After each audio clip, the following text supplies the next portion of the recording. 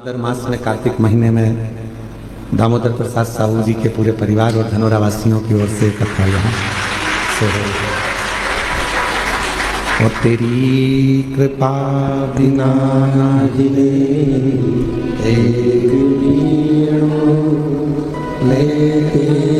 सांस तेरी कृपा से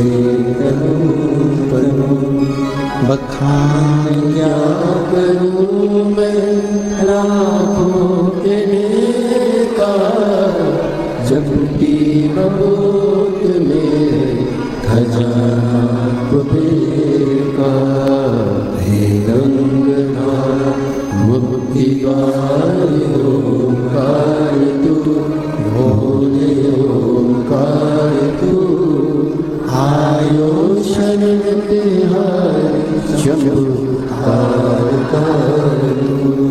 बखान क्या करूं मैं राखों के का चपटी भगवत में खजाना का हे गंगाधार मुक्तिदार ओंकार तू भोले ओंकार तू आयो शरण तिहार चमत्कार शिव कथा, और वो भी बाबा कुबेर भंडारी के पवित्र प्रागण्य से। कथा ऑनलाइन है, सोशल मीडिया पर भी यहाँ का प्रचार नहीं किया गया कि कुबेरेश्वर धाम से कथा होगी, पर आप लोगों को ना जाने कहाँ से इतनी सूचना मिल जाती है। और बाबा देवादिदेव महादेव की कृपा, दुनिया के लोग कार्तिक के महीने में कुबेरेश्वर धाम आकर 5 दिया लगाते हैं, और आपको तो 5 दिए का फल 5 दिन की शिव महापुराण के रूप में प्राप्त हो।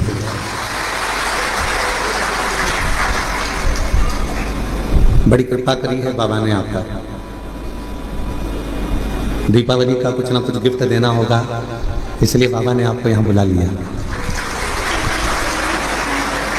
कहते हैं दीपावली पर्व पर सारी कंपनियां कुछ ना कुछ देती है? जहाँ नौकरी करते हैं वो भी आपको कुछ ना कुछ देकर विदा करते हैं। हमारे यहाँ तो सीहोर में ऐसी रीति है साहू जी की, पड़ोसी भी पड़ोसी के घर मिठाई थाली में रखकर भेजते हैं। तुम्हारे ऊपर भी है क्या छत्तीसगढ़ में? अच्छा अच्छा, फिर तो तुम हमारे जैसे ही और हम तुम्हारे जैसे हैं, ठीक है। छत्तीसगढ़िया सबले बढ़िया। तो एक दूसरे को मिठाई प्रदान करते हैं, यहाँ से वहाँ, वहाँ से यहाँ, फिर वो मिठाई आती है। उस थाली में से देखते हैं कौन सी चीज़ जोरदार बनी है, फिर उसको निकाल लेते हैं, खा लेते हैं। जब पड़ोसी के घर में दीपावली पर मिठाई भेजता है तो निश्चित है कि आप यदि कुबेरेश्वर धाम पर आए हो या ऑनलाइन अपने अपने घरों से शिव महापुराण की कथा को इस कुबेरेश्वर बाबा की पवित्र धरा से श्रवण कर रहे हो, तो निश्चित है कि मेरा कुबेर भंडारी भी आपकी झोली में कुछ ना कुछ जरूर देगा, ये निश्चित। और मैंने तेरे ही भरोसे बाबा, तेरे ही भरोसे हवा बिछ उड़ती जागी बाबा, डोल हटो सगीना में कटी जागी। भोले मैं तेरी शंभो मैं तेरी हवा बिछ उड़ती जागी बाबा, डोल हटो सगीना में कटी जागी। शिव कथा मानव जीवन के लिए एक औषधि का कार्य करती है। व्यर्थ का खर्चा और व्यर्थ की चर्चा, ये दोनों ही बदनामी भी देते हैं और बर्बाद भी कर देते हैं। आप किसी की व्यर्थ चर्चा करते रहो तो लोग आपको बदनामी का ठिकरा दे देंगे, इसके पास तो कोई काम नहीं है, निंदा में ही लगा रहता है, निंदा में ही लगी रहती है। तो अपनी ये मानव की जिंदगी, मनुष्य का शरीर, ये मानव की देह बड़ी मुश्किल से तो मिली है। ना जाने कितने पापड़ वेले होंगे तब जाकर तो अपने को ये मानव का शरीर मिला। 83,99,999 जीवन को निकालने के बाद, योनियां काटने के बाद ये मानव की देह मिली। और 84 लाखवें नंबर की अगर ये देह हमको और आपको प्राप्त हुई है और इसको भी हमने व्यर्थ चर्चा में निकाल दिया, तो फिर ये मानव शरीर भगवान क्यों दे? एक बहू को सास ने पानी भरने के लिए भेजा कि ये तुम मटका लेकर जा, पानी भर कर लेकर आ, और वो मटका लेकर गई और मटके को फोड़ दिया। बाल्टी में रस्सी बांधकर नीचे कुएं में उतारना था, उसने मटके में रस्सी बांधकर कुएं में उतार दिया। अब मटका भरकर आ रहा था और झूलते झूलते कुएं के अंदर टकराया, फूट गया। अब जो ऊपर आया वो मटका नहीं था, केवल पानी का मुंह था वो मटके का। अब उसने सोचा कि मटका तो मेरा फूट गया, सास पूछेगी कि कहाँ गया, तो उसने वो मटके का जो मुंह था उसको सिर पे रख लिया, क्योंकि मटका लेकर आई थी तो मटके का मुंह सिर पे रख के लेकर और पहुंच गई घर। सास ने पूछा क्यों री बेटा? जल भरने गई थी तो वो मटका कहाँ गया? तो सास से कहा कि वो तो मैं जल भर रही थी तो फूट गया। तो कहा कैसे फूट गया?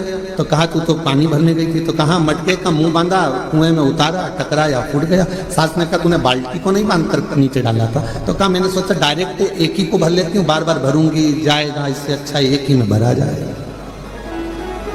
फूट गया।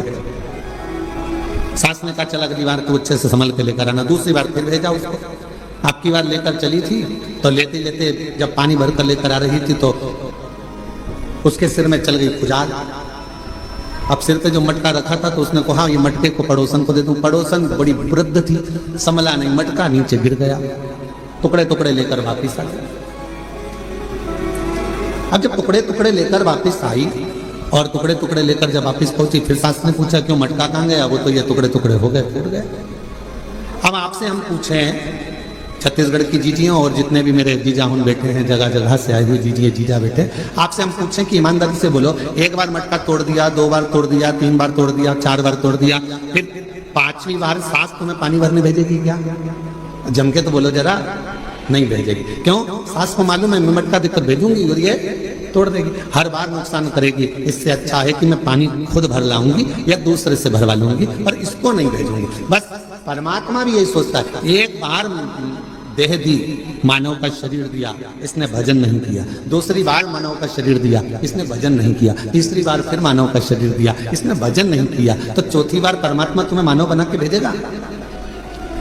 जब जब मनुष्य का शरीर पाया, दिन भर इधर की चर्चा, उधर की चर्चा, इधर की बात, उधर की बात, तो अगली बार भगवान ने सोच लिया कि इसको मानव बनाकर नहीं भेजना, मेंढक बनाकर भेज देना। जब व्यर्थ की ही चर्चा करता है, व्यर्थ की ही चर्चा में लगा रहता है, तो फिर इसको मानव का देह क्यों मिले? ये मानव का शरीर क्यों मिले? शिव महापुराण की कथा कथी है, व्यर्थ खर्चा और व्यर्थ चर्चा। व्यर्थ खर्चा भी ऐसा ही होता है, फालतू का खर्चा कर रहे हो, यहाँ लगा रहे, वहां लगा रहे, वहां लगा रहे, अच्छी जगह नहीं लगा पाए तो फिर तो जीवन बेकार।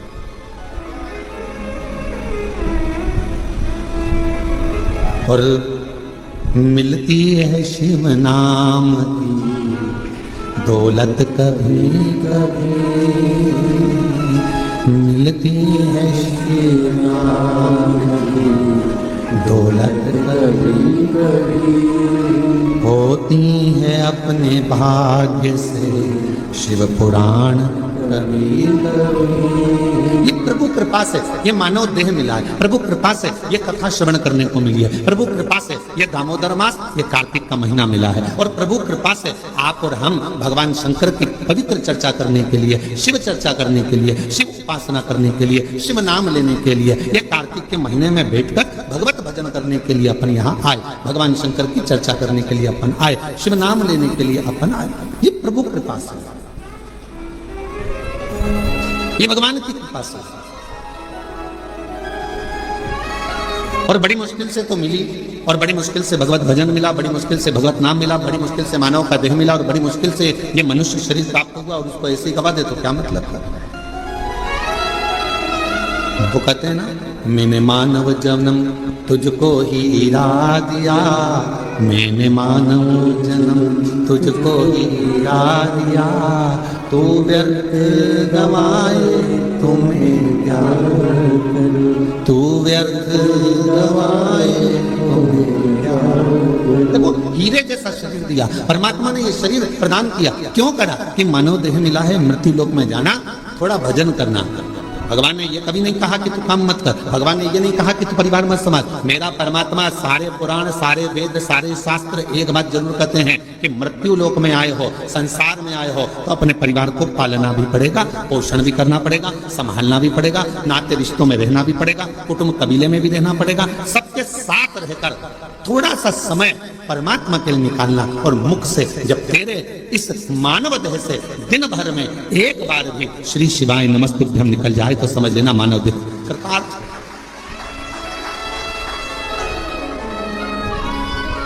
ये मानव देह श्रेष्ठ है।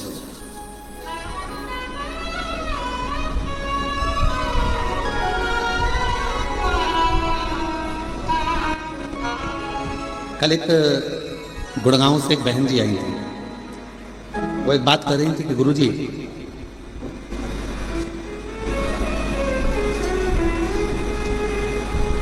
मैं जहां रहती हूं उस गांव, उस सोसाइटी से शिव जी का मंदिर कम से कम 3 किलोमीटर दूर है।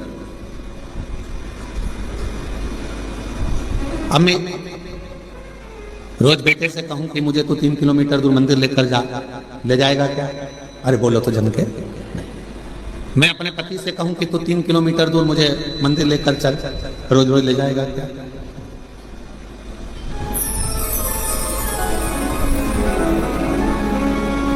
अभी हम आ रहे थे, इसके 1 घंटे पहले यहाँ पर हमारे, हम जहाँ रहते हैं कक्ष में, उसके बाहर एक माताजी बात कर रही थी दूसरी माताजी से। कहे कि मैं तो मेरे पति को बोलकर साथ में लेकर आई हूं कि अपन केवल आधा घंटा की कथा सुनेंगे, उसके बाद आ जाएंगे। हम कल से आए हैं और कल हमारा पति यहाँ आया और कहने लगा चल अपन यहाँ से फिर चलते हैं, चल चल चल। और उसने रात की जो आरती करी शाम की प्रदोष काल की, उसके बाद हमारा पति हमसे बोला अब तो पूरी 5 दिन की सुन के ही जाए।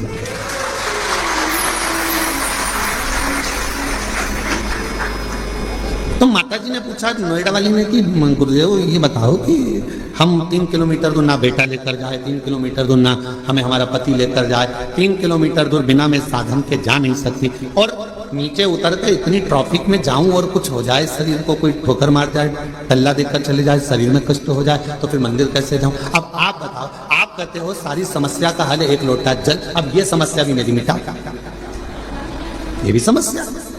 अब तुम बताओ कि मैं जाऊं तो जाऊं कैसे? तो हमने कहा मां, शिव पुराण की कथा कहती है जब तक शरीर चले तब तक भगवान के मंदिर जाकर 1 लोटा जल चढ़ाओ, और जब तुम्हारा शरीर ही इतना भारी हो गया, चल नहीं पाती हो, जा नहीं पाती हो, तो फिर एक काम करो, अपने घर के अंदर जो शिवलिंग है उस शिवलिंग पर जल चढ़ाओ और बाबा से प्रार्थना करो कि मेरे इस जल को महाकाल राजा तू स्वीकार करना, मेरे इस जल को काशी विश्वनाथ तू स्वीकार करना, मेरे इस जल को बाबा वैद्यनाथ तुम स्वीकार करना, मेरे इस जल को हे कृष्णेश्वरनाथ तुम स्वीकार करना। करेगा वो,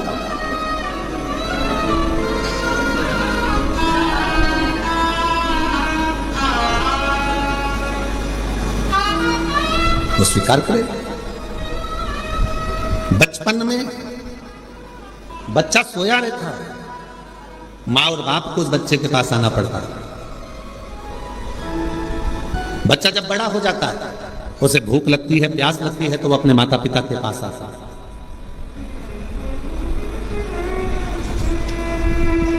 शिव महापुराण की कथा कहती है जब शरीर में कष्ट है, रोग समाहित हो गया, पूरा शरीर शिथिल हो गया, आप मंदिर नहीं जा सकते, तो एक काम करो, घर में जो शिवलिंग है उस पे जल चढ़ाकर आचमन करो।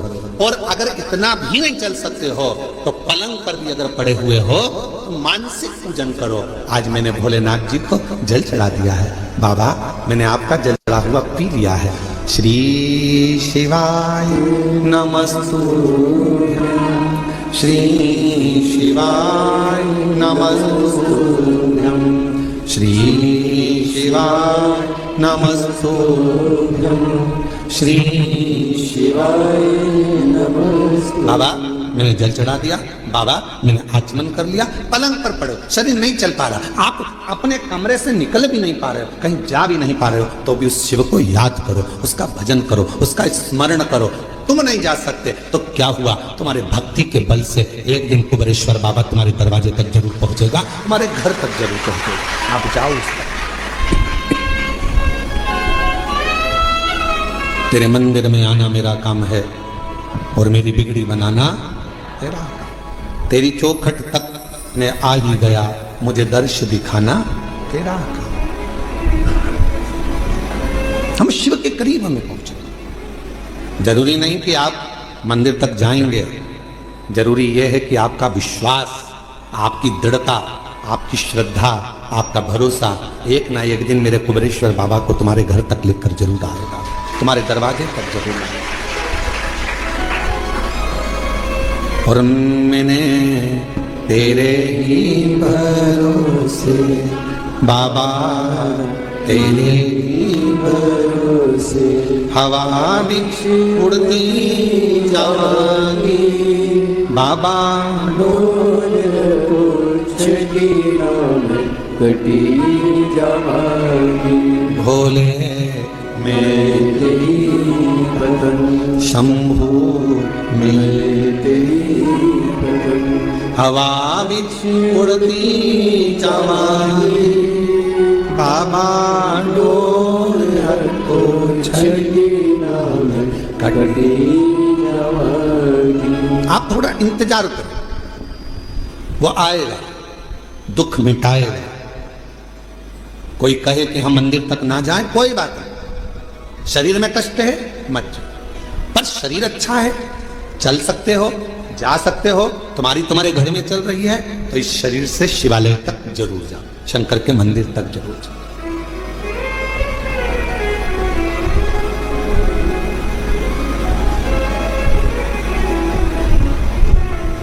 उसके द्वार तक पहुंचने का प्रयास जरूर करो। शिव महापुराण में एक देवराज नाम के ब्राह्मण की कथा आती है, जिसको आपने बारंबार व्यासपीठ से श्रवण किया। वो देवराज जो कभी भगवान के मंदिर नहीं गया, वो देवराज जो कभी शिवालय नहीं गया, वो देवराज कभी जो शंकर की आराधना में नहीं लगा, कभी नहीं गया, ना उसने आराधना करी, ना कभी साधना करी। चोरी का धन लिया,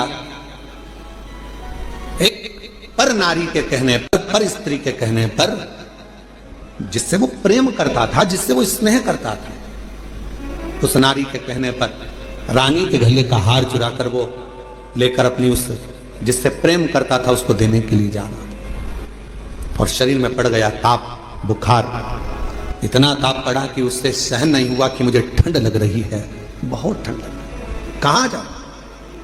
टूटा सा शिवालय था, और टूटे से शिवालय में एक दीवार से दुबक कर बैठ गया। अब उसको क्या मालूम कि अंदर एक कोई विद्वान ब्राह्मण बैठा हुआ है और वो शिव महापुराण का पाठ कर रहा है, शिव महापुराण को श्रवण करा रहा।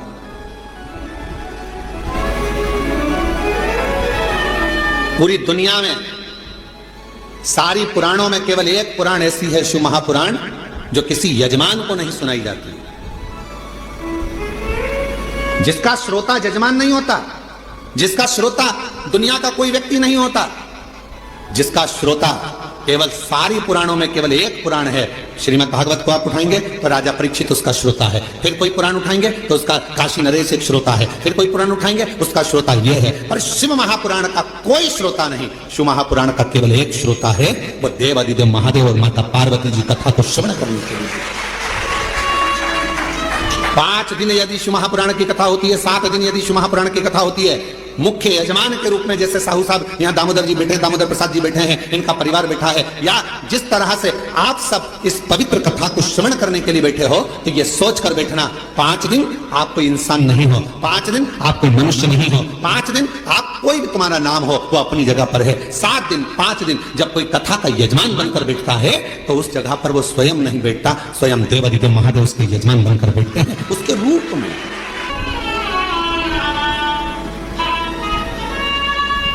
जितने कथा के पंडाल में बैठे हो, जितने कुबेरेश्वर बाबा की धरा पर, कंकर शंकर की भूमि पर तुम जहां बैठे हो, चाहे तुम्हें जहां छांव मिल गई, तुम जहां जाकर बैठ गए, तुम कहीं पर भी बैठकर कथा को श्रवण कर रहे हो, समझ लेना कि आप कोई साधारण नहीं हो। मेरा शंकर आपके रूप में कथा को श्रवण करने के लिए बैठा है, शिव महापुराण की कथा सुनने के लिए बैठा है। और कोई पुराण होती तो हम कह देते कि इस पुराण का यजमान ये है, उस पुराण का यजमान वो है, पर शिव महापुराण की कथा जब चंचुला देवी ने अपने पति बिंदुक के लिए कराई और चंचुला देवी जब पुराण कराने के लिए पहुंची तो स्वयं देवऋषि नारद ने कह दिया कौन सी पुराण कराना है। तो देवऋषि नारद ने पूछा चंचुला देवी से, तुम कौन सी पुराण कराना चाहते हो? तो कहा शिव महापुराण। देवऋषि नारद कहने लगे इस पुराण का तो वक्ता और श्रोता ये दोनों ही कठिन है। श्रीमद् भागवत का वक्ता मिलना सरल है। अब तो शिव महापुराण के भी बहुत सारे वक्ता मिल जाते हैं, बहुत कथा कहने वाले शिव पुराण के अब तो बहुत हो गए, पर नारद जी कह रहे हैं वक्ता और श्रोता दोनों मिलना कठिन है। किसका? शिव महापुराण का। रामचरितमानस का वक्ता और श्रोता भी मिलेगा, श्रीमद् भागवत का वक्ता श्रोता मिलेगा, विष्णु पुराण का वक्ता श्रोता मिलेगा, मत्स्य पुराण का वक्ता श्रोता मिलेगा, पर शिव महापुराण का वक्ता और श्रोता मिलना कठिन है। क्यों? क्योंकि दोनों का मिलना इसलिए कठिन है कि वक्ता भी ऐसा होना चाहिए जिसका पूरा भरोसा भगवान शंकर पर हो, और श्रोता भी ऐसा मिलना चाहिए जिसका पूरा भरोसा शंकर पर। वक्ता भी ऐसा हो जिसका पूरा भरोसा शिव पर हो, शंकर के बिना रह ना सके, शिव के स्मरण के बिना ना रह सके, शंकर की भक्ति में डूबा रहता हो, शिव स्मरण में डूबा रहता हो, तो वो वक्ता हो। और श्रोता भी ऐसा हो जो भगवान शंकर के भजन के बिना, शिव नाम के बिना, शंकर के स्मरण के बिना, शिव भक्ति के बिना रह नहीं पाता।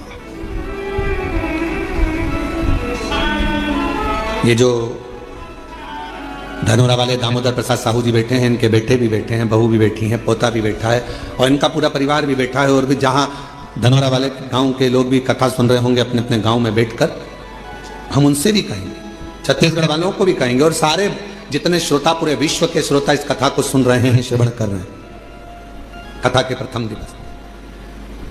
दामोदर प्रसाद जी इस कथा को कराने के लिए पूर्ण तरह से एड़ी से चोटी तक का दम लगा दिया कि धनोरा में एक कथा हो, पूरा प्रयास किया। पर हमको तो ऐसा लगता है दामोदर प्रसाद जी, और आपके परिवार को भी कहेंगे कि शिव जी को यह मंजूर था, कथा तो तुम्हारी बुक हुई, पर शंकर जी को यह मंजूर था कि कथा तुम्हारे माध्यम से, धनोरा गांव के लोगों के माध्यम से कुबेरेश्वर बाबा की धरा पर हो। ये निश्चितता वो है। लड़के की शादी होगी ये निश्चित है, बहू भी आएगी ये निश्चित है, पर कहां की आएगी ये निश्चित नहीं है। एक पंडित जी महाराज अगर ज्योतिषी करे और हाथ देखकर कह दे कि महाराज तुम्हारे लड़के की शादी होगी, ऐसी बहू मिलेगी और बिल्कुल जोरदार मिलेगी और बढ़िया रहेगी, पढ़ी लिखी रहेगी, ऐसे रहेगी, घर संभालेगी, ऐसा होगा वैसा होगा, घर में प्रथम लड़का भी होगा, ये भी होगा वो भी होगा, सब कुछ कहे वो, सब कुछ। पर कोई पूछे उनसे क्यों महाराज जी आप बताओ लड़की कहां की मिलेगी? तो पंडित जी मिलेगी तो पृथ्वी की।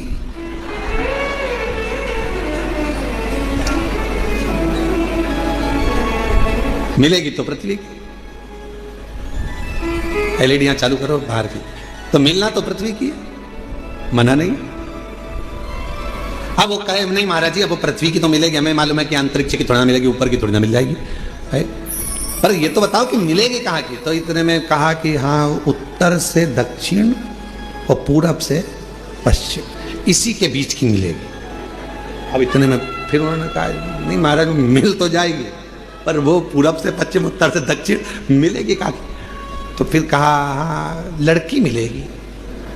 अरे वो लड़की तो मिलेगी पर मिलेगी तो भगवान ने निश्चित कर दिया, कथा दे दी, इतनी तारीख से इतनी तारीख तक है, धनोरा गांव में होगी, ये होगा वो होगा, सब कुछ निश्चित हो गया। और ये पूछे दामोदर प्रसाद साहू जी से, इनके बच्चों से, टेंट भी हो गया, साउंड भी हो गया, भोजन भंडारे की व्यवस्था भी हो गई, सारा धनोरा गांव छत्तीसगढ़ का एक एक बच्चा तैयार, कथा हो रही है, कथा हो रही है, कथा हो रही है। और मालूम पड़े फिर शंकर जी को कुछ मंजूर होगा। शिव जी ने कहा दामोदर मास में दामोदर प्रसाद तुम हमारे पास आओ, कथा यहाँ। और हम तो बाबा के भरोसे चलते हैं, हम तो बाबा के भरोसे चलते हैं, ये दुनिया वाले जलते हैं, ये दुनिया वाले जलते हैं, डमरू वाले के भरोसे चलते हैं, काशी वाले के भरोसे चलते हैं, सीहोर वाले के भरोसे चलते हैं, सीहोर वाले के भरोसे चलते हैं, हम तो बाबा के भरोसे चलते हैं, हम तो बाबा के भरोसे चलते तो ये निश्चितता है महाराज। शिव कथा कर रही है, देवराज नाम का ब्राह्मण जो कि ब्राह्मण कुल में जन्म ले लिया, ब्राह्मण के घर में जन्म ले लिया, पर कभी ब्राह्मण कर्म नहीं कर पा रहा, ब्राह्मण कर्म से वंचित।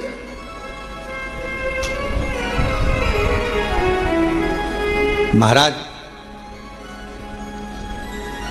इस व्यासपीठ से निवेदन करूं आप सभी को, ब्राह्मण हो, क्षत्रिय हो, वैश्य हो, शूद्र हो, पर याद रखना सबसे पहले आप इस भारत की भूमि पर जन्मे हो, इस हिंदुस्तान में जन्मे हो, तो पहला शब्द आप हिंदू हो, इस बात का स्मरण।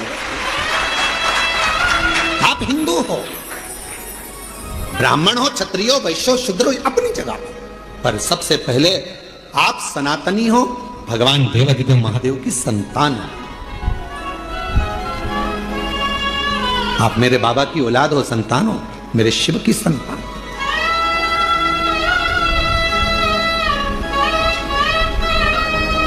राजनामा का ब्राह्मण, ब्राह्मण कुल में जन्म तो ले लिया, पर ब्राह्मण कर्म नहीं कर पाया और ब्राह्मण कर्म से वंचित रहा।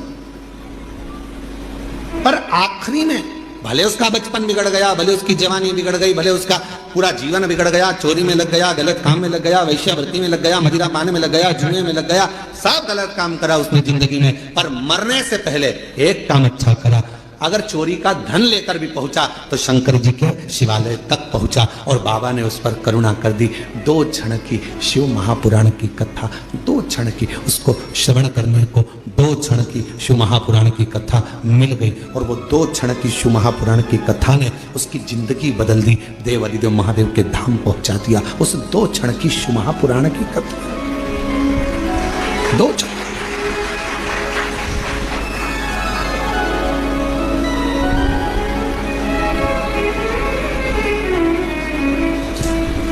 मोबाइल पे बहुत सारे ज्ञान देने वाले मिलते हैं। इंस्टाग्राम को खोलोगे, व्हाट्सएप को खोलोगे, फेसबुक, यूट्यूब, गूगल सबको खोलोगे, बहुत मिलेंगे।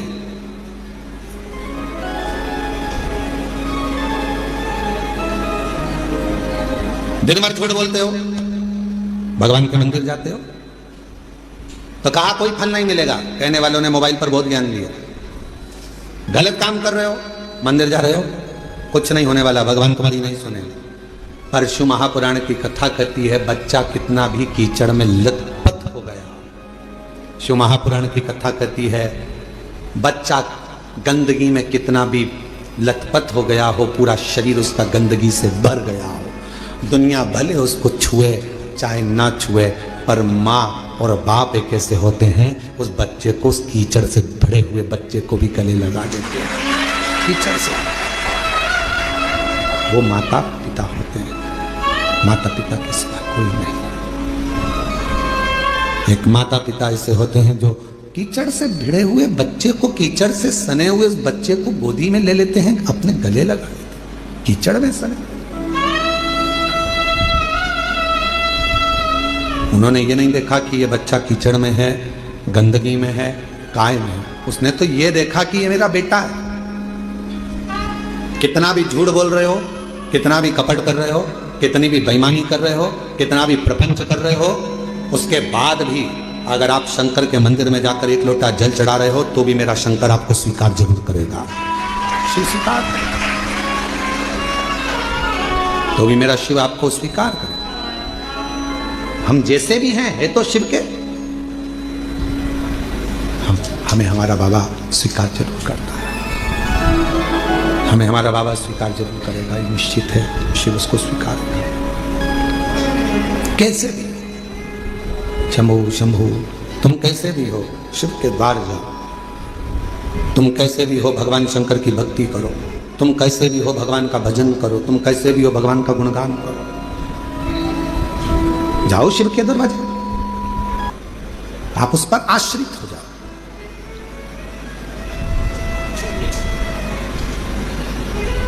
देवराज ब्राह्मण चोरी का धन लेकर भगवान शिव के पास पहुंचा। उसको नहीं मालूम है कि यह शंकर जी का शिवालय है, उसको नहीं मालूम कि यह शंकर जी का मंदिर है। बस वो तो भगवान के मंदिर में गया ही नहीं था, वो उसको मालूम ही नहीं है कि यह शिवालय है।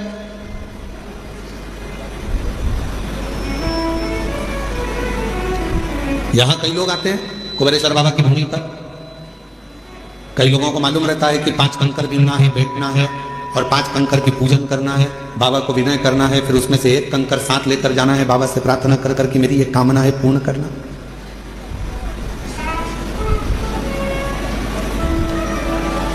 जिनको मालूम है वो करते हैं, जिनको नहीं मालूम वो आते हैं, प्रणाम करते हैं, चले जाते हैं। शंकर का पूजन नहीं करा या कंकर को बीन कर नमन नहीं करा, पूजन नहीं करा, तो क्या बाबा उनको नहीं देंगे? आया तो है ना, कुबेरेश्वर धाम तक पहुंचा तो है ना, कुबेरेश्वर बाबा की धरा पर पहुंचा है, कंकर में उसका शरीर तो लगा है। इस कंकर शंकर की भूमि पर 12 ज्योतिर्लिंग के मध्य के इस स्थान पर अगर कोई भूल से भी पहुंच जाता है तो भी मेरा कुबेर भंडारी उसका भंडार भर ही देता है, तो भी बनता। एक कलश जल समर्पित करता है और उसकी जिंदगी का क्लेश शिव समाप्त करता है। कितना चढ़ा रहे हो? 1 कलश, 1 लोटा जल, 1 कलश जल, 1 लोटा जल जब हम शिव जी को चढ़ा रहे हैं तो हमारे जीवन का क्लेश अपने आप समाप्त हो रहा है।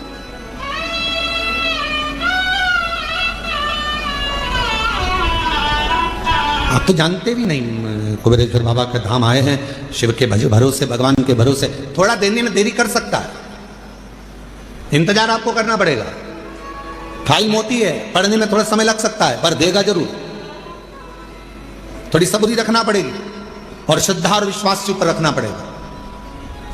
बच्चा भी गर्भ में रहता है तो बच्चे का जन्म भी 9 महीने के बाद होता है।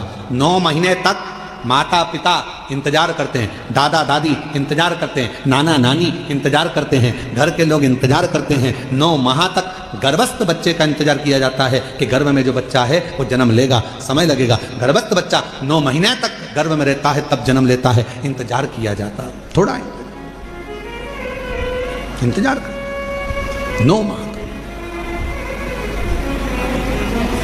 और 9 महीने तक जब वो इंतजार कर रहा है, 9 महीने तक जब वो गर्भस्थ में इंतजार कर रहे हैं कि जन्म लेगा, जन्म लेगा, उसी तरह एक बच्चा भी जन्म लेने में 9 महीने लगा देता है। आप शिव जी के मंदिर में जाकर 1 लोटा जल चढ़ाना प्रारंभ करो, आप शंकर जी की आराधना करना प्रारंभ करो, आप श्री शिवाय नमस्तुभ्यम बोलना प्रारंभ करो, आप शिव पर पूर्ण भरोसा रखना, पूर्ण विश्वास रखना प्रारंभ करो, तो 9 महीना तो नहीं, विश्वास से कहता हूं 3 महीने में मेरा बाबा तुम्हारा भंडार भरना प्रारंभ करेगा, निश्चित है। आप करो तो।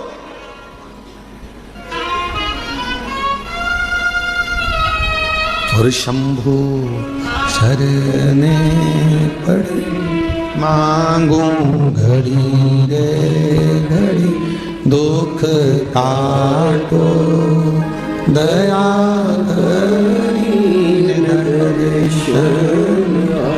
ओ शंभु शरणे पड़ी मांगू घड़ी रे घड़ी, दुख काटो दया करी दर्शन। आप विश्वास के साथ उसके पास जाओ तो थोड़ा इंतजार करना पड़ेगा। कई लोगों की तो आदत रहती है आज जल चढ़ाया और भगवान से कह कल मेरा ये काम कर देना। भगवान भी मन में सोचे आई कब से? बोलो तो राजा छत्तीसगढ़ वालों, धान की फसल लगाओगे थोड़ा समय तो लगेगा ना। अरे बोलो तो जम के गेहूं लगाओगे तो भी समय लगेगा, सोयाबीन लगाओगे तो भी समय लगेगा, मक्का बोओगे तो भी थोड़ा समय लगेगा। तो थोड़ा भक्ति का बीज तुम्हारे भीतर उत्पन्न करा है, तुमने अभी अभी शिव जी को 1 लोटा जल चढ़ाना प्रारंभ करा है, थोड़ा इंतजार तो करो। फसल भी आती है तो थोड़ा इंतजार कराती है, बच्चा भी जन्म लेता है थोड़ा इंतजार होता है। हमें अच्छे पद पर पहुंचना है तो शुरू से थोड़ी मेहनत कर वहां तक पहुंचा जा सकता है। तो निश्चित है कि मेरा बाबा भी तुम्हारे दुख को, तुम्हारी तकलीफ को, तुम्हारे कष्ट को, तुम्हारी बीमारी को, तुम्हारे दुख को को मेरा बाबा भी काटेगा, थोड़ा समय लगेगा, थोड़ा इंतजार करो, थोड़ा और मेरे भोले तेरा सहारा है, मेरे भोले तेरा सहारा है, मैया का तू किनारा मेरी नैया का तू किनारा मेरे बाबा तुझे पुकारा है, मेरे बाबा तुझे पुकारा है, मेरी नैया का तू किनारा है, मेरी नैया का तू किनारा है। शिव की भक्ति के बिना कुछ भी नहीं मिल सकता। साहू जी, दामोदर प्रसाद जी, धनोरा वाले, ये जो सूरत वाले जजमान बैठे हैं, इनकी जो धर्मपत्नी बैठी है, 11 पंडाल, 11 ना 5 पंडाल, पंडाल के पीछे, आगे तो जगह मिलती नहीं पंडालों में चले जाओ तो, पंडाल में बिल्कुल पीछे अपनी दरी बिछाकर, अपनी पट्टी बिछाकर, अपना घर से सूरत से ठेपला बनाकर लाती थी और स्वयं बैठकर खाती और आसपास वालों को भी थोड़ा थोड़ा कुछ खिलाती रहती। बाबा से एक ही बात कहती थी, बस सूरत में कथा करा देना, मेरे माध्यम से मुझे यजमान बना देना। और बाबा ने ऐसी सूरत की कथा कराई कि पूरा गुजरात का इतिहास रची। ऐसी कथा, साधु था, भक्ति पर साधु, विश्वास पर साधु, विश्वास पर साधु। पीछे बैठ जाती, जैसे जैसे आप लोग आए हो ना, अपना अपना अपना बिछोना बिछाया, दरी बिछाई, पन्नी बिछाई, बैठ गए। भगवान ने अगर कुछ दिया है तो थोड़ा कोई टॉफी बांट देता है, कोई पानी बांट देता है, कोई बिस्कुट बांट देता है, कोई अपने घर से आया दिवाली पर तो खूब सारा गुजिया पपड़िया लेकर आया। और तुम छत्तीसगढ़ वालों, तुम भी बस से आए होगे ना, तो कुछ ना कुछ बांध के जरूर लाए होगे, पक्का आए हो। तो सब अपने अपने साथ में कुछ ना कुछ लेकर आए, बांट दिए, खिलाया। अब इनको भी नहीं मालूम था कि बाबा 5 पंडाल में कथा सुन लिए और दिल से अगर बाबा से मांग लिए तो क्या बाबा ने कथा दे दी, और बाबा ने कथा भी करा दी और ऐसी शान से कराई कि सारा गुजरात देख, सूरत देख। विश्वास।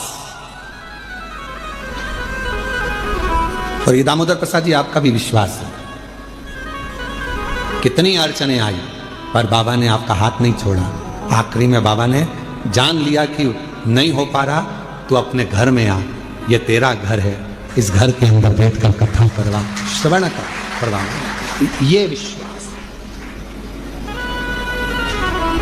कोई जल्दी बनता है, जमझम के बोलो जरा, जितने पीछे वाले भी, कोई जल्दी बनता है, कोई लेट बनता है।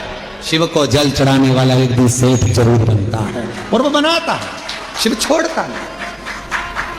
भगवान एक ना एक दिन तुम्हारा हाथ पकड़, थोड़ा समय का इंतजार, थोड़ा लगे रहो। शिव मंदिर में 1 लोटा जल चढ़ाते रहो, झाड़ू लगाते रहो, पोछा लगाते रहो, मंदिर को साफ करते रहो। तुम कैसे भी हो, कुछ भी करते हो, हमें उससे कोई मतलब नहीं। कई माताएं कहती है वो तो इतना झूठ बोलती है तो भी मंदिर चली जाती है। तेरा क्या जाता है, जा तो रही है ना। जब वो मंदिर में आने को मना नहीं कर रहे तो तुझे क्या करना। अरे गुरुजी वो तो इतना पक्का नंबर 1 का बेवड़ा है, खूब पीता, उसके बाद भी मंदिर जा तो रहा है ना। उसको इतने पीने के बाद भी याद तो है महादेव, याद तो है, जा तो रहा है ना। फिर क्या सोच, अरे गुरुजी वो तो इतना गंदा व्यक्ति शंकर का भजन कर तो रहा है। गिद्ध अजामिल गणिका जैसे, अब जरा विचार करो, गिद्ध अजामिल गणिका जैसे तेरे मन को भाई, जरा सी हम पर कर दो, जरा सी हम पर कर दो, तेरी कृपा का क्या है भरोसा ना किस पर हो जाए, जरा अब किस, अब गिद्ध तो अजामिल गणिका, ना जाने कैसे कैसे किस किसका वर्णन करें हम, जिन्होंने जब सबको संभाल लिया, सबका हाथ पकड़ लिया, सबको तार दिया। तो विश्वास है कि कोई कितना भी पापी क्यों ना हो, कितना भी पापी क्यों ना हो, अगर वो शंकर भगवान का भजन कर रहा है, लंका का राजा रावण कंस हिरण्यकशिपु जैसे ना जाने कितने अंधकासुर जैसे, ना जाने कितने तारकासुर जैसे, ना जाने कितने कितने असुर भगवान शंकर की भक्ति कर कर आखिरी में शिव धाम को चले गए। शिव उसको संभाल लेता, शिव उसको संभाल। कैसे भी हो शिवालय जाओ, कैसे भी हो शिव के मंदिर जाओ, तुम कैसे भी हो, क्या कर रहे हो, शंकर के द्वार जाओ। अभी इससे पहले कथा थी, कहां पर थी? इससे पहले कहां थे? शिरडी में। शिरडी में एक पत्र आया था, शायद वो मछली बेचती थी। शिरडी में आया था ना पत्र, मछली बेचती थी और पूरे मोहल्ले की माताएं उससे चिढ़ती थी, मछली बेचती है, शंकर जी के मंदिर जाती है, मछली बेचती है, शंकर जी के मंदिर जाती है, और भगवान तेरी नहीं सुनेगा। और भगवान देवादिदेव की ना तो उसने पशुपति व्रत छोड़ा, ना उसने लोटा भर जल चढ़ाना छोड़ा। आखिरी में वो मछली भले बेचती थी पर मेरे शंकर ने उसका हाथ पकड़कर उसको भी मंजिल तक पहुंचा ही दिया। कैसी है शिव की तो।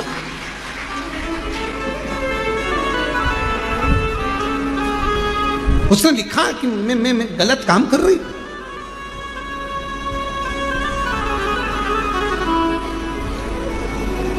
हम तुम्हारे हैं प्रभु जी, हम तुम्हारे, हम तुम्हारे रहेंगे ओ मेरे भोले। हम तुम्हारे हैं प्रभु जी, हम तुम्हारे, सब बोलो सब, हम तुम्हारे हैं प्रभु जी, हम तेरे भोले। ओ मेरे शंकर।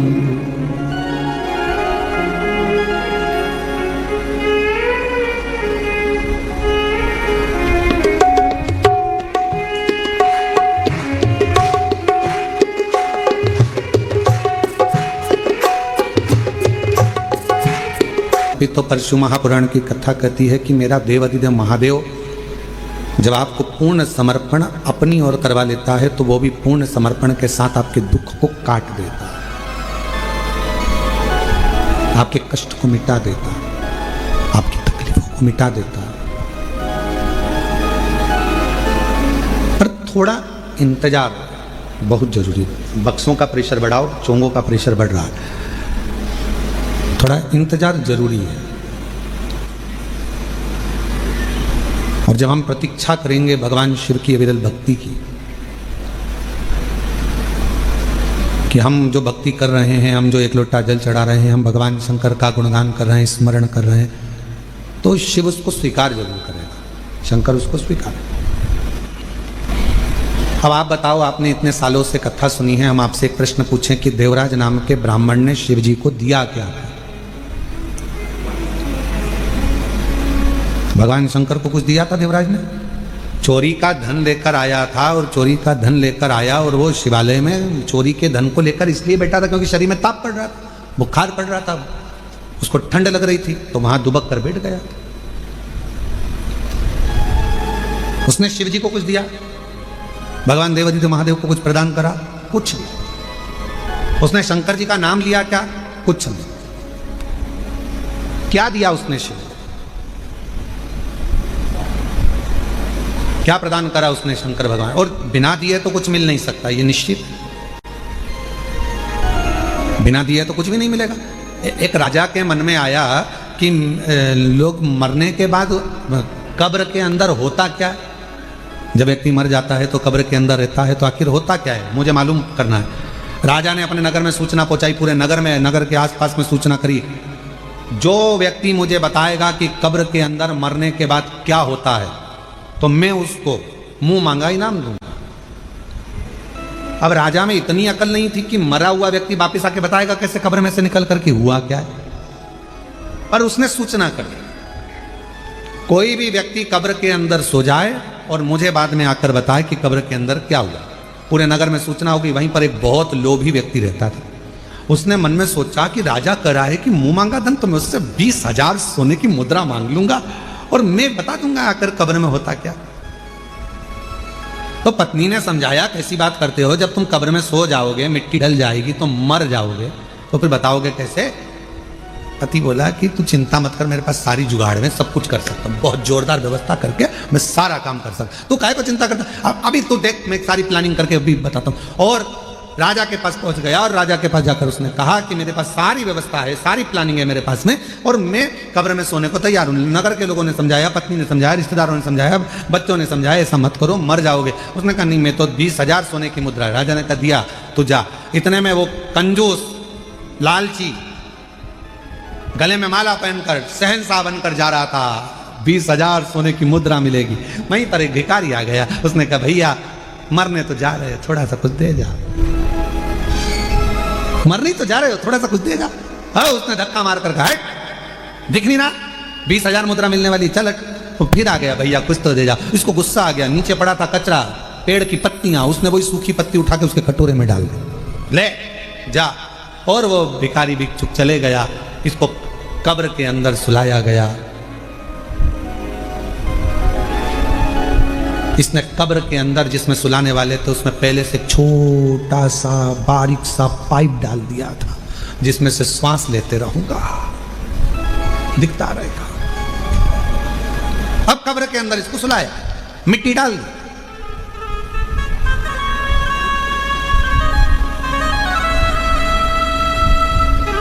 इसने सोचा था बचूंगा। उसी पाइप में सांप घुसने की प्रयास कर रहा था, जो इसने पाइप डाला था उसी में से सांप। इसने देखा इसमें तो सांप घुस गया, अब तो निपट गए। 20,000 सोने की मुद्रा चली गई।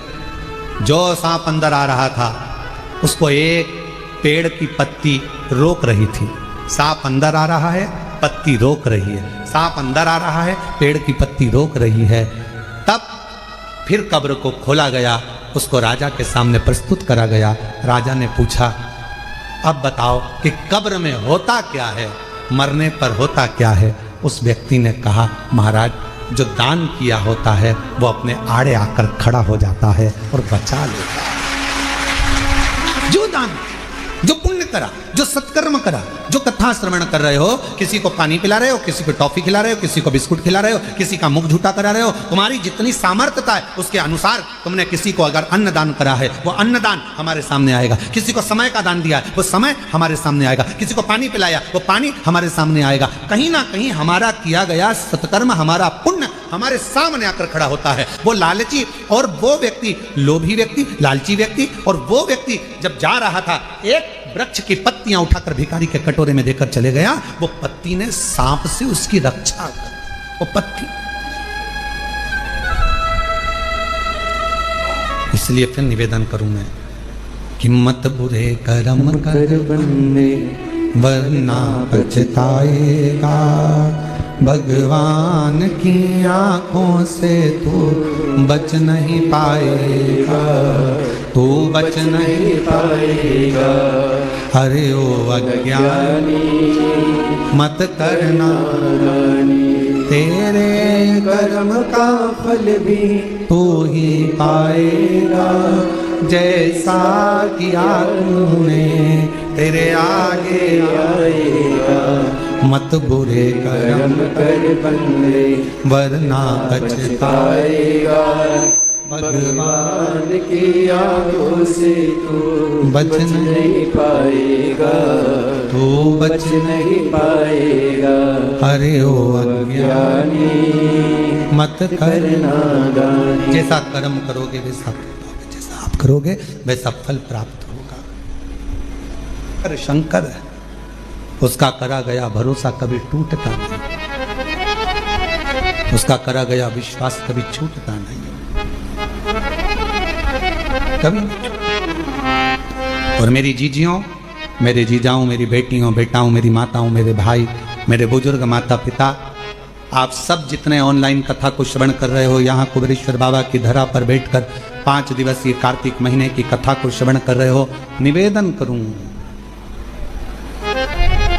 संसार वालों पर भरोसा करोगे तो एक दिन टूट जाएगा, पर कुबेरेश्वर बाबा पर भरोसा करा तो कभी टूटने वाला नहीं है। वो निभाता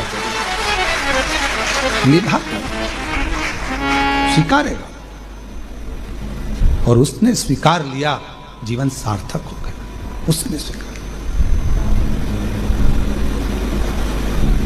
देवराज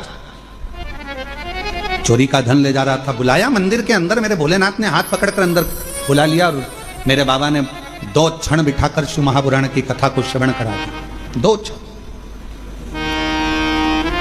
दुनिया के लोग भले शिव महापुराण को समझे ना समझे हमें नहीं मालूम, पर इतना जरूर मालूम है, जिसने जिंदगी में शिव महापुराण की कथा को दिल से सुन लिया, स्वीकार कर लिया, उतार लिया, उसकी जिंदगी में वो कभी धोखा नहीं खाएगा, वो जिंदगी में कभी ठोकरे नहीं खाएगा, कभी नहीं खाएगा।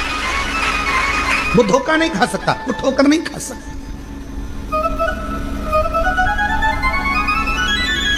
भगवान शंकर पर जो जो सामग्री हम समर्पित करते हैं, शिव जी को बेलपत्र चढ़ाई वो भी औषधि है, शिव जी को जल चढ़ाया वो भी औषधि है, शिव जी पर धतूरा चढ़ाया वो भी औषधि है, शंकर भगवान पर शमी पत्र चढ़ाया वो भी औषधि है, शिव जी पर भस्म चढ़ाई वो भी औषधि है, शिव जी को जल समर्पित कर रहे हैं, दूध समर्पित कर रहे हैं, शहद समर्पित कर रहे हैं, हम भगवान शंकर को जो सामग्री समर्पित कर रहे हैं वो संपूर्ण औषधि का कार्य ही करती है, संपूर्ण औषधि का।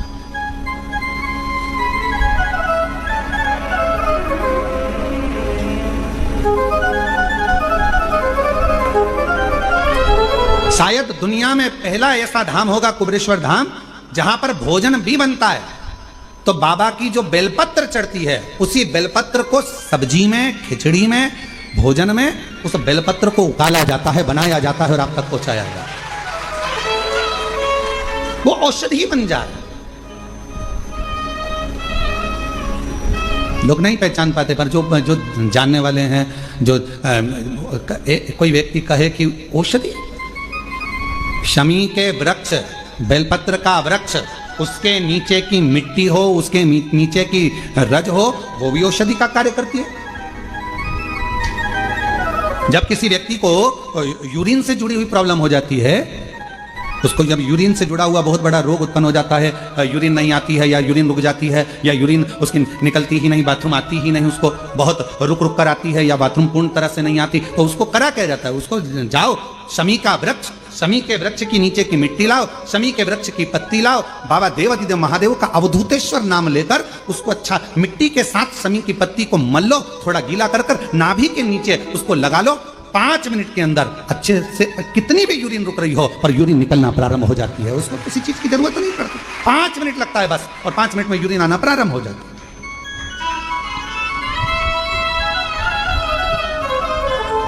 उस शमी का वृक्ष, वो शमी का पौधा, वो शमी का वृक्ष कोई साधारण नहीं होता। कहने वाले कह दिए शमी का पौधा यहां मत लगाना, शमी का पौधा वहां मत लगाना, शमी का पौधा, बेलपत्री का पौधा यहां मत लगाना, बेलपत्री का पौधा वहां मत लगाना, बेलपत्र को यहां मत लगाना। अरे भाई, शमी का पौधा अगर तुम्हारे घर के अंदर है, शमी का छोटा सा पौधा यदि तुम्हारे घर के आंगन में है, शमी का छोटा सा पौधा या बेलपत्र का छोटा सा पौधा तुम्हारे यहां है, तुम्हारा घर का वास्तु दोष कितना भी बेकार हो, शमी का पौधा और बेलपत्र का पौधा सारे वास्तु को अच्छा कर देता है। एक शमी का पौधा, एक बेलपत्र का पौधा हमें सुख प्रदान कर देता है, एक पौधा।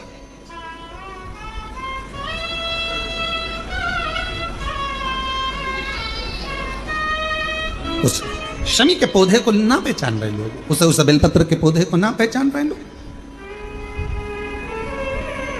पर एक निवेदन आपसे और है, अगर तुम्हारे गांव में, तुम्हारे नगर में, तुम्हारे शहर में, तुम्हारी कॉलोनी में, तुम्हारी सोसाइटी में शमी का पौधा हो, बेलपत्र का पौधा हो, बड़ का पौधा हो, पीपल का पौधा हो, चाहे आंवले का पौधा हो, किसी भी पौधे में आप कोई भी, जैसे दही चढ़ा देते हो, दूध चढ़ा देते हो या कोई ऐसा इत्र चढ़ा देते हो, निवेदन है आप अपने आसपास के बड़े बड़े पौधे में ये कोई भी चीज ना चढ़ाएं। कोई महाराज कितना भी बताए, पर उस पौधे के अंदर आप केवल जल चढ़ाएं, केवल जल।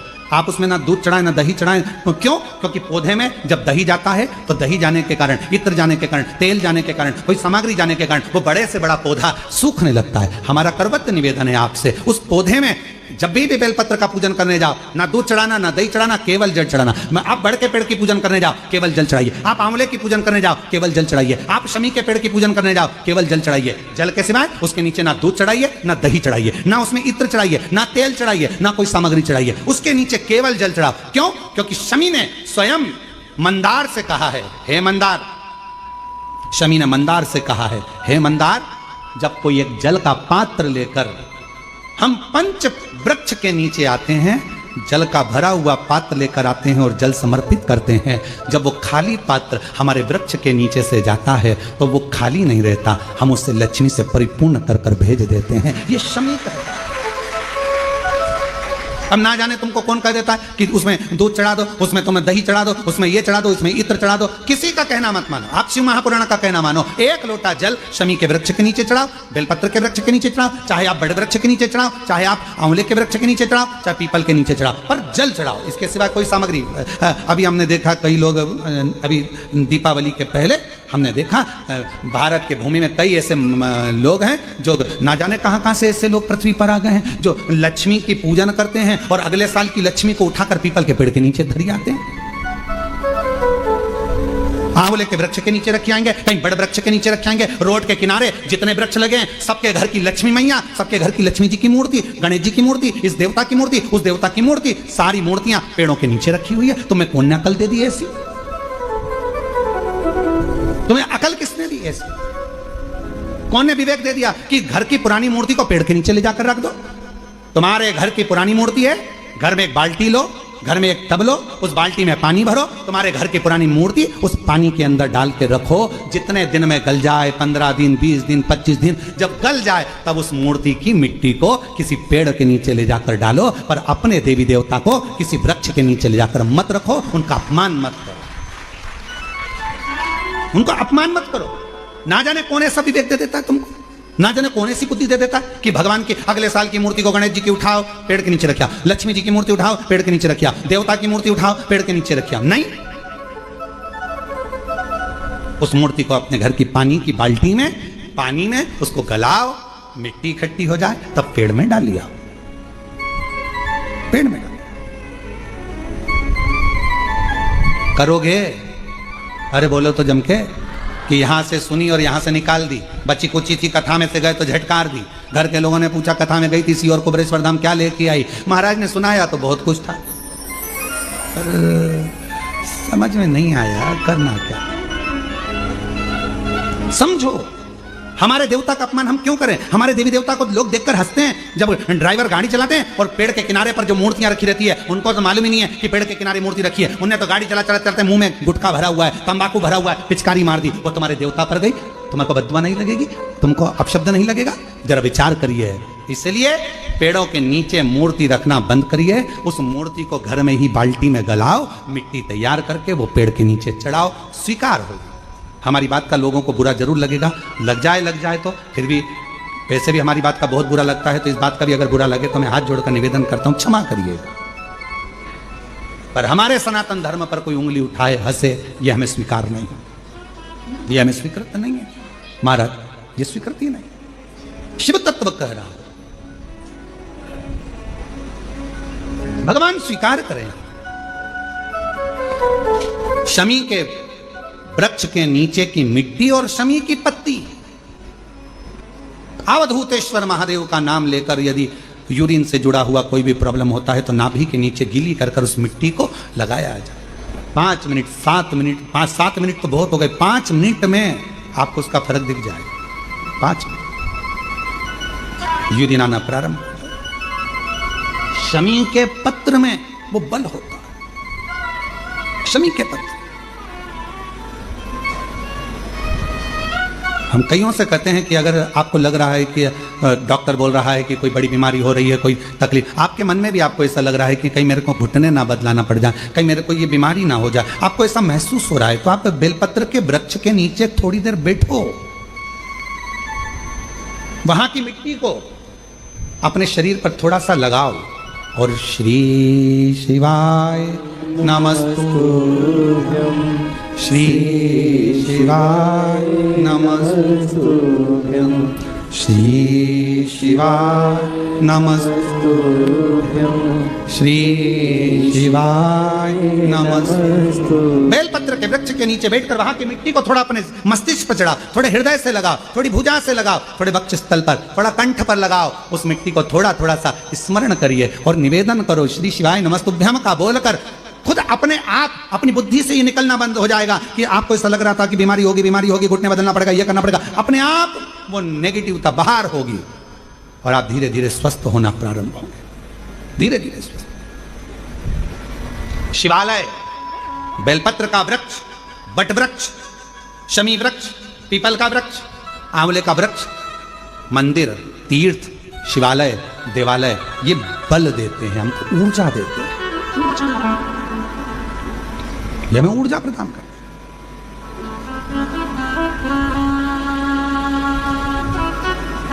क्या मिलता? कुबेरेश्वर बाबा की धरा पर आए हो, जल चढ़ा रहे हो, कथा सुन रहे हो, भूमि शयन कर रहे हो, अपना अपना दरी बिछाया, पटुका बिछाया, लेट गए, सो गए, सब होता है, सब। पर उसमें सबसे ज्यादा भूमिका है आपकी। आप किस भावों से भगवान को रिझाने के लिए आए, कितने विश्वास के साथ आप बाबा को रिझाने के लिए आए।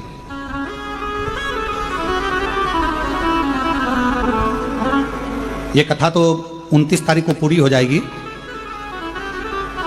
14 नवंबर से 20 नवंबर तक जो विठले सेवा समिति की एक कथा होती है हर साल एक ज्योतिर्लिंग में, तो इस वर्ष की नवंबर महीने में 14 नवंबर से 20 नवंबर तक कथा देवघर झारखंड बाबा बैजनाथ जी पर हुई। जो विठले सेवा समिति की कथा होती है साल में एक ज्योतिर्लिंग पर होती है। जिस ज्योतिर्लिंग पर समिति जाकर कथा का आयोजन कराती है और वहां पूर्ण रूप से पूरे गांव के लोग, नगर के लोग और वहां के लोग पूर्ण सहयोग करते हैं वो कथा। और झारखंड वालों को बधाई, बिहार वालों को बधाई, बाबा धाम में, देवघर में, बाबा बैद्यनाथ जी के पवित्र चरणों में, देवघर में ये कथा 14 से 20 नवंबर होगी। और जिन जिनको यजमान बनना है वो जो नंबर हम यहाँ से बोल रहे हैं आप उस पर संपर्क कर लें। और जिनको यजमान बनना है देवघर में, झारखंड देवघर की पवित्र भूमि पर बाबा बैद्यनाथ की पवित्र कथा में, तो वो इस पर संपर्क कर सकते हैं। 9993329923 70007129991 9893825 777 7007222058 ये 4 नंबर हैं। इन 4 नंबर में से किसी पर भी आप संपर्क कर देवघर बाबा बैद्यनाथ जी के पवित्र चरणों के आनंदमय यजमान पद ग्रहण कर सकते हो देवघर में आकर। और जितने भी शिव भक्त वहाँ कथा सुनने के लिए आ रहे हैं, जो शिव भक्त कथा श्रवण करने आ रहे हैं, उनसे निवेदन है दिल से आओ, बाबा के धाम आओ और पूर्ण अपनी व्यवस्था से आओ।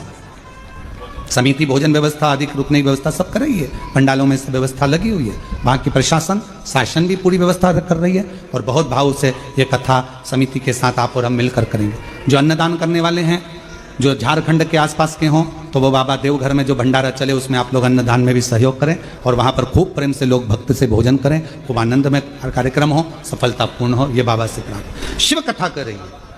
देवराज नाम का ब्राह्मण शिव के कृपा से, शंकर की कृपा से शिवधाम को जाता है। बिंदुक नाम का ब्राह्मण प्रेत योनि में जो पड़ गया, चंचुला देवी ने भगवान देवादिदेव महादेव से प्रार्थना करी और भगवान ईसर गोरा जी बनकर पधारे हैं। ईसर गोरा बनकर भगवान शिव और पार्वती पधार कर यजमान पद ग्रहण कर बाबा की कथा का रसतत्व ग्रहण करते हैं। जोरदार ताली बजाकर ईसर गोरा का स्वागत। 5 दिवसीय कथा है। कल कथा का समय 2 बजे से 5 बजे तक रहेगा। आस्था चैनल पर भी और कथा पंडाल में भी बड़े भाव से श्रवण करें, अपने जीवन को धन्य बनाएं। हर हर महादेव। निवेदन है सावधानी पूर्वक रहें, अपने समान की